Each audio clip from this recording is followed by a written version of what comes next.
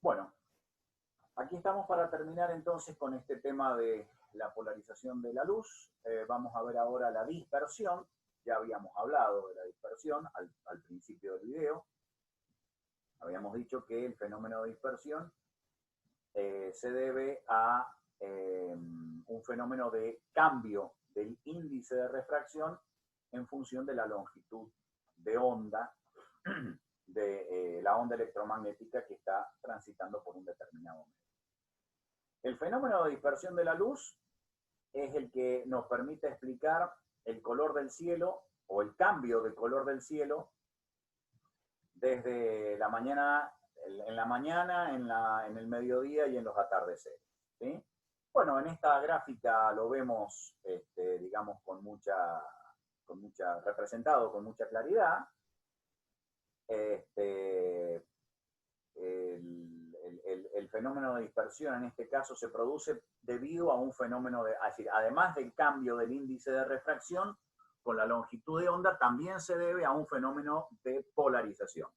Y este fenómeno de polarización se produce porque cuando la onda electromagnética que entra en nuestra atmósfera proveniente del Sol, que es una onda no polarizada, encuentra en esa atmósfera cargas eléctricas libres o moléculas polarizadas que pueden moverse bajo la influencia de la variación del campo eléctrico y magnético, el movimiento de la oscilación de estas cargas eléctricas genera una nueva onda electromagnética. Y esa onda electromagnética puede salir emitida en varias direcciones, pero sobre todo y fundamentalmente, las que salen emitidas respecto de un eje vertical, como muestra la figura acá, están polarizadas de esta manera. Es decir, con el eje de polarización perpendicular al eje de vibración o de movimiento. Y esas son las ondas electromagnéticas, es decir, esa es la luz que está llegando a un observador sobre la superficie de la Tierra. Entonces, cuando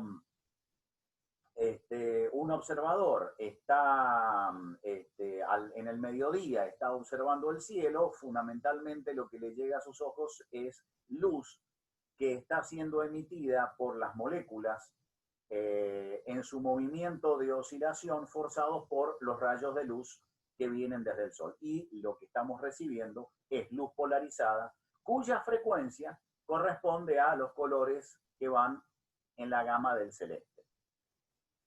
En la mañana temprano y en la tarde, los rayos luminosos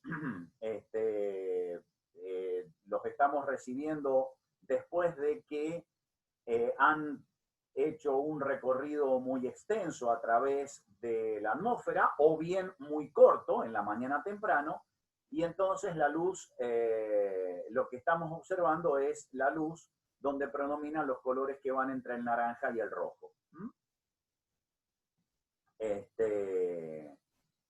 Bien, fenómeno. Bueno, entonces acá tenemos un fenómeno de dispersión debido justamente a ondas o rayos que están polarizados, es decir, por el fenómeno de polarización de la luz. Para terminar con este capítulo, veamos el principio de Huygens. El principio de Huygens es muy importante para el estudio de todo lo que tenga que ver con onda electromagnética y es muy poderoso, digamos, porque nos permite deducir las leyes de reflexión y refracción. Christian Huygens, físico holandés contemporáneo de Newton, ya lo habíamos mencionado en el video anterior, que en 1678 elabora todo un método que permite el estudio sistemático de las características de la onda y cómo se propagan las ondas en un medio determinado. Y parte del concepto de frente de onda. Entonces, supongamos que en un medio cualquiera nosotros tenemos un conjunto de ondas, como podría ser este de acá, un conjunto de ondas que viene entrando a la atmósfera. Y entonces, para poder estudiar el efecto de todas esas ondas, nosotros no podríamos hacer el estudio pormenorizado de cada una de las ondas y de su interacción con el medio en el cual están transitando, porque la cantidad de ondas que tendríamos que estudiar hace absolutamente imposible esta individualización. Entonces Huygens crea el concepto de frente de onda que abarca el comportamiento, que permite estudiar el comportamiento de todo este conjunto de ondas. Y dice lo siguiente: un frente de onda va a ser una línea o bien una superficie, dependiendo si estamos estudiando el problema bidimensional o tridimensional, que está compuesto por todos los puntos del espacio que están en la misma situación de perturbación cuando son alcanzados por ese conjunto de ondas que está transitando por ese medio. ¿Sí? Entonces, con esta característica o con esta definición, trabajamos con el concepto de frente de onda. Supongamos que estamos estudiando el problema en el plano, para hacerlo más sencillo. Entonces, hay una cierta cantidad de ondas que avanza en este medio y en un instante determinado, como si sacáramos una fotografía, marcamos los puntos del espacio que, siendo alcanzados por este conjunto de ondas, que acá está representado por esta flechita, en realidad las flechas lo que indican es la dirección de propagación de esas ondas, están en el mismo estado de perturbación. O todas son perturbadas cuando están en la cresta o en el valle, o en algún estado, pero tiene que ser el mismo. Si yo uno todos esos puntos, en este caso del plano, podría ser en el espacio, aparece una figura geométrica que tiene que ver con una curva, como en este caso, o bien sobre una superficie. Eso da el concepto, es decir, eso da eso marca, digamos, la posición del frente de onda en un instante de tiempo determinado.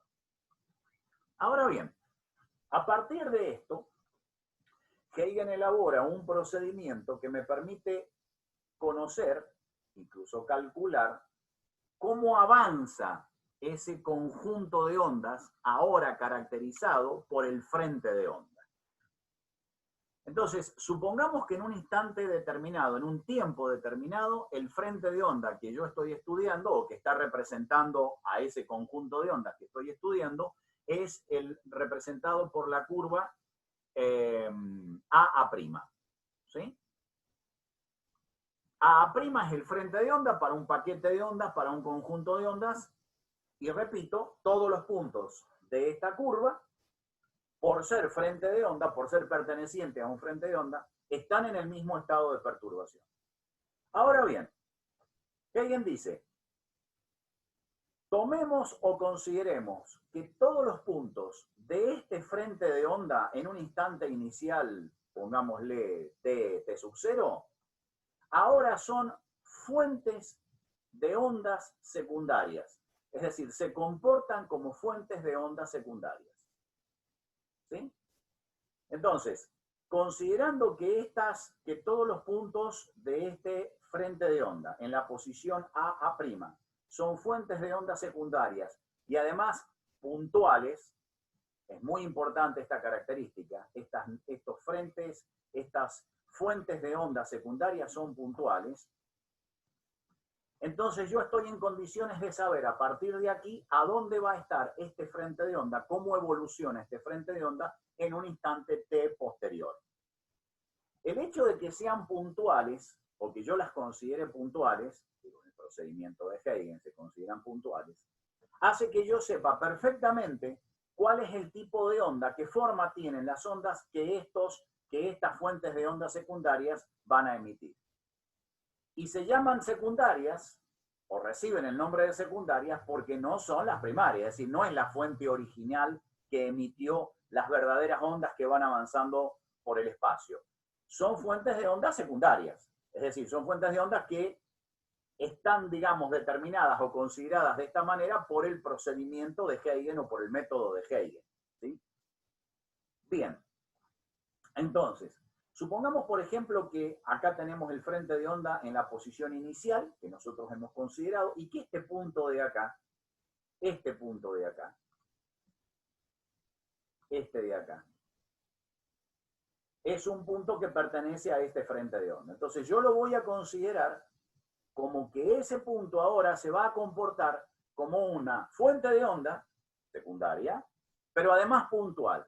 Como es puntual, las ondas que esta fuente va a emitir tienen que ser círculos concéntricos. No puede tener otra forma. Una fuente de onda puntual emite ondas con esta característica geométrica, todas círculos concéntricos. Entonces ahora lo que voy a hacer es decir, bueno, esta onda, esta fuente, va a emitir onda con esa característica geométrica, son círculos concéntricos, concentro en esta fuente, y al cabo de un cierto tiempo t, va a avanzar, va a recorrer una distancia, r, que va a ser igual al producto de b por t, donde b es la velocidad de propagación de la onda que esta fuente, llamémosle 1, está emitiendo. Acá tenemos otro punto, llamémosle 2, y así sucesivamente. Acá tenemos el punto N. Si este medio es un medio homogéneo e isotrópico, es decir, tiene las características físicas constantes e iguales en todas las direcciones, entonces la velocidad de propagación de esta onda coincide, emitida por esta fuente, coincide con la velocidad de propagación de la onda emitida por la fuente 2, por la fuente 3, hasta la fuente N. Es decir, todas las fuentes de ondas secundarias del frente de onda A' emiten ondas con la misma velocidad. Por lo tanto, al cabo de un cierto tiempo t, la distancia recorrida por esta onda, por todas las ondas emitidas por todas las fuentes, es la misma. Consecuentemente, el frente de onda en un instante t posterior a la posición A' va a ser el frente de onda BB'. Es decir, los puntos que se encuentran en el mismo estado de perturbación alcanzados por las ondas secundarias emitidos por todas las fuentes puntuales secundarias que pertenecen al frente de onda en la posición A', ahora me van a generar una figura, una forma geométrica idéntica a la inicial, que en este caso va a estar representado por este arco de circunferencia BB'. Esta característica solamente se va a cumplir si el medio es homogéneo isotrópico. Si yo tengo un medio que tiene características distintas, entonces, digamos, por ejemplo, que toda esta zona de acá tiene ciertas características o ciertas propiedades. Entonces, todas las fuentes de ondas secundarias que emiten ondas al cabo de un cierto tiempo t con una velocidad de propagación v va a avanzar una cierta distancia. Pero esta zona de acá, que podría ser distinta a estas fuentes de ondas secundarias van a emitir ondas que se propagan con una velocidad distinta. Entonces, al cabo de un cierto tiempo t, las distancias recorridas por cada una de las ondas emitidas por las fuentes secundarias va a ser distinta. Entonces, el frente de onda no tiene por qué conservar su forma. ¿Sí? Este método es absolutamente general y muy poderoso porque me permite encontrar la posición del frente de onda en cualquier instante de tiempo, conociendo el frente de onda en un instante inicial. Esto es lo que se conoce con el nombre de método de Huygens. Y me permite encontrar, deducir de aquí, las leyes de reflexión y refracción. Veamos. Supongamos que nosotros tenemos un frente de onda de un paquete de ondas que va avanzando por un medio como este de acá. Ese frente de onda en un instante de tiempo inicial, cualquiera, está en esta posición. Es el frente de onda marcado por la recta A'. El hecho de que el frente de onda sea recto significa que en este medio, en el primero, todas las ondas avanzan con la misma velocidad, es un medio homogéneo e isotrópico. Bien, al cabo de un cierto tiempo t posterior, el nuevo frente de onda, la posición del nuevo frente de onda es este que está marcado acá, el B'. Veamos por qué es así. En un instante inicial que podríamos indicar como t sub 0, La posición inicial del frente de onda es el marcado por el A'. Entonces, fíjense, un punto como este, ahora, siguiendo el método de Huygens, se va a comportar como una fuente puntual de onda, una fuente secundaria puntual de onda.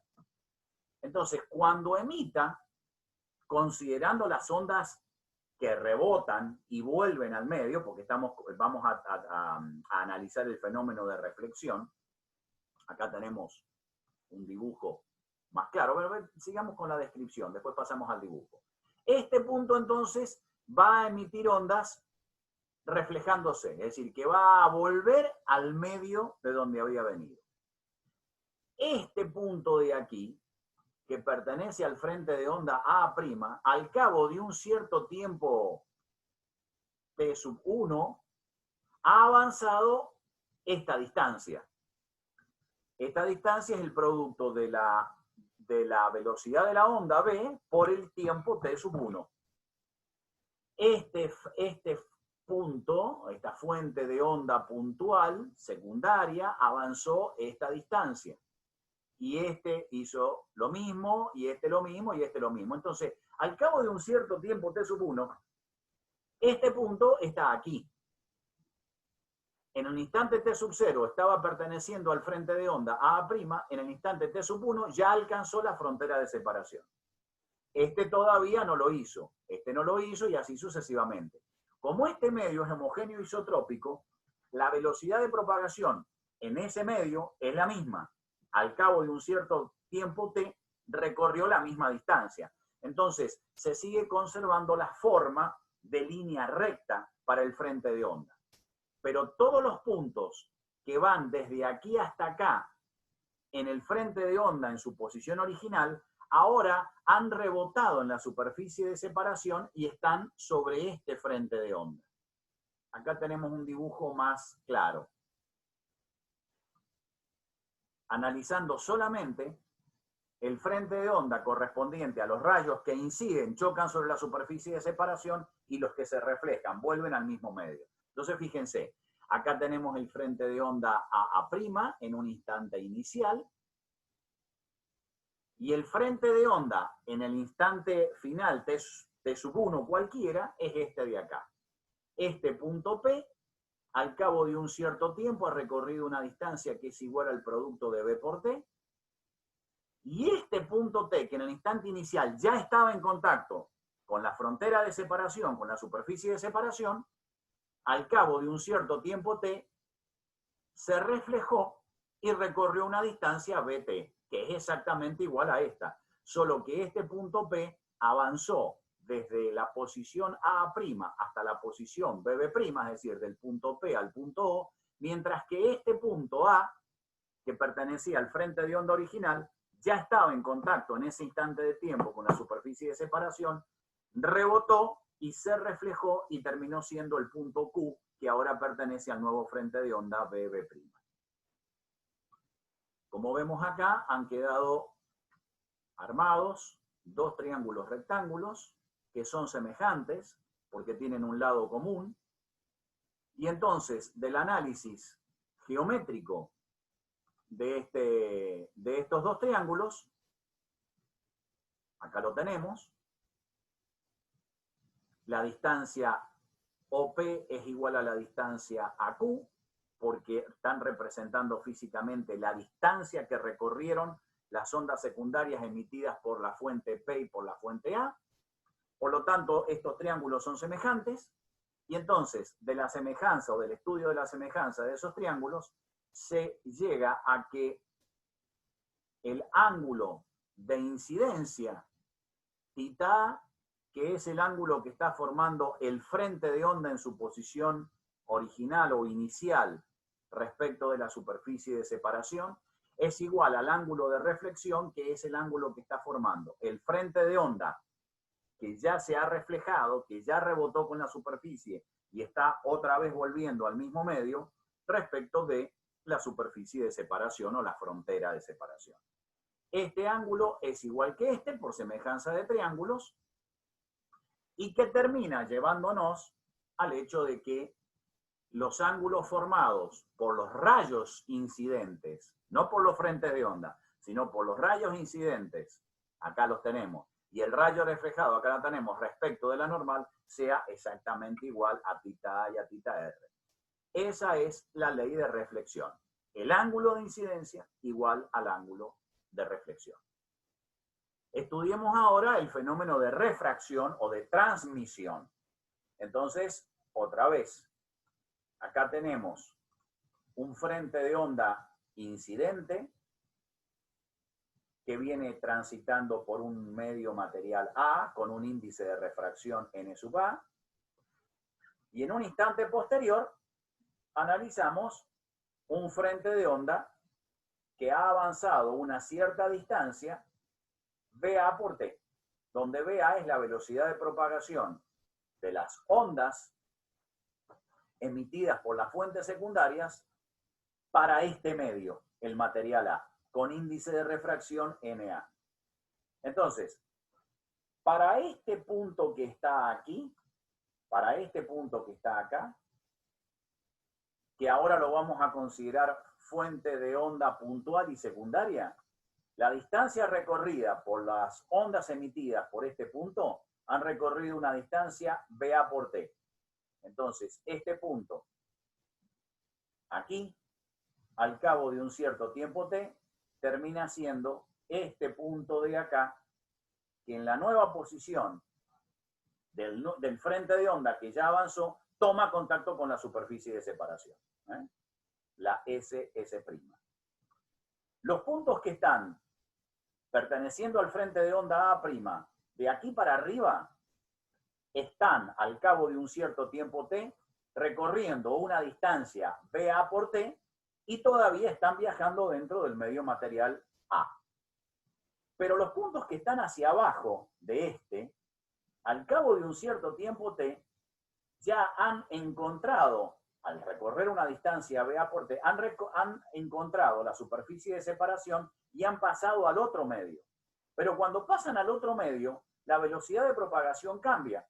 Analicemos en particular este punto de acá, que en el instante inicial, al pertenecer al frente de onda A', ya está en contacto con la superficie de separación.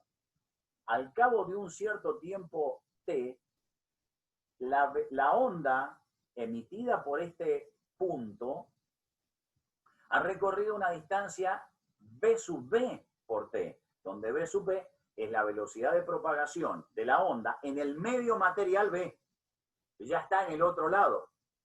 Entonces, en este caso del dibujo hemos considerado que V sub B por T es una distancia menor a V sub A por T. Entonces, cuando yo trato de encontrar la posición del nuevo frente de onda en el otro medio material, al unirlo por una recta, me sale esta recta quebrada. Entonces, el nuevo frente de onda, al cabo de un cierto tiempo T, el BB', tiene esta forma. Y si yo vuelvo a aplicar el principio de Huygens en otro instante de tiempo posterior, voy a encontrar la nueva posición del frente de onda, ahora representado por CC', la línea quebrada CC'. Acá estamos suponiendo, para que salga este dibujo, que el índice de refracción del medio B, del medio transmitido, en el cual la onda se transmite, es mayor que el índice de refracción del medio incidente. Lo que da como consecuencia que la velocidad de propagación de la onda en el medio transmitido sea menor que la velocidad de propagación en el medio incidente. Obviamente, esto ha sido tomado así por una cuestión solamente de poder analizar una situación. Podría ser absolutamente al revés. Bien, entonces, analizando en detalle los frentes de onda A' y BB', tenemos esta relación geométrica. Nuevamente, el triángulo A'O y el triángulo OBA son semejantes, pues tienen un lado en común. Y analizando la semejanza, acá está el detalle, se llega a que en el triángulo AOQ,